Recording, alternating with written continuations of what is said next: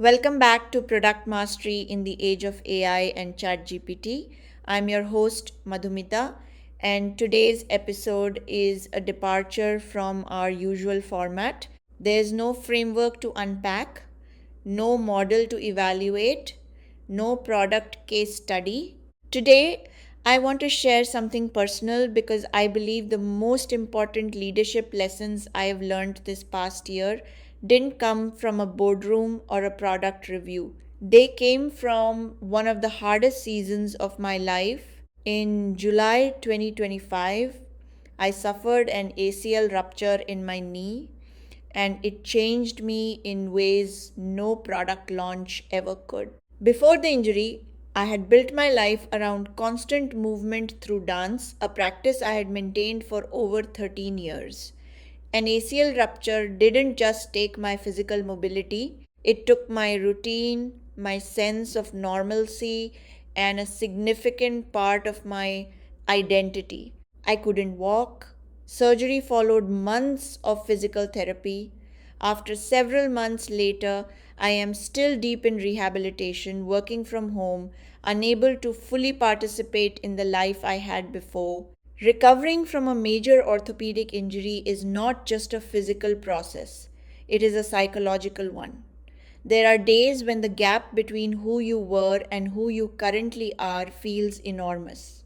And yet I kept showing up to my personal commitments, to my physical therapy, and to my professional responsibilities as a staff product manager at Walmart Marketplace.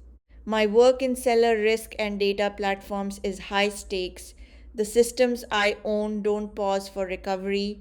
There were executive deliverables, cross functional alignment, platform milestones, and I chose full ownership of all of it, even when showing up was the hardest thing I did that day. What this season forced me to confront is something we rarely discuss honestly in product leadership. What do you do when the conditions for performance are no longer ideal? When you cannot operate from a place of strength, energy, or certainty?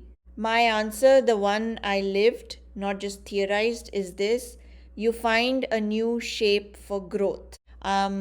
I want to share four lessons from this season, lessons I believe are directly applicable to your work as a product manager and leader.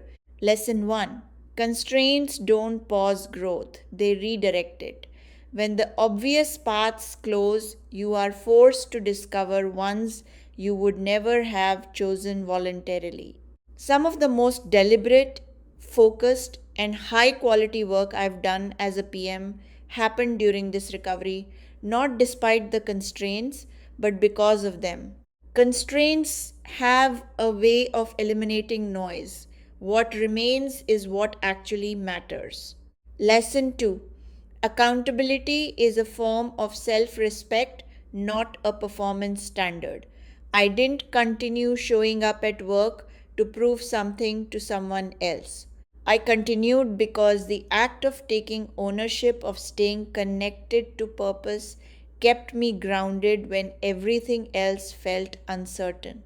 For product managers, accountability is often framed as something you owe to the organization. I'd argue it's equally something you owe to yourself. Lesson 3: who holds space for you determines how far you can go. In every hard season, professional or personal, there are people who see who you are, not just what you're currently producing. Seek those people out intentionally and be that person for someone on your team.